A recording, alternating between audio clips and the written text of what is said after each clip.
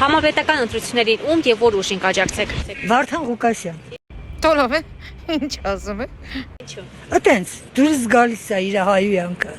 Որս արև, ես էլ ասում ես նորած էվիսները խեն սեքսի նախարարություն բերում։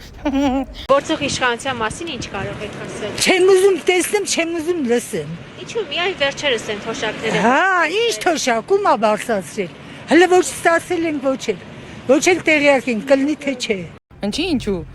Այլ լրագրող ջան, որտեղ էս իշխանությունը չի կրվում։ Էլեմենտար նվացն։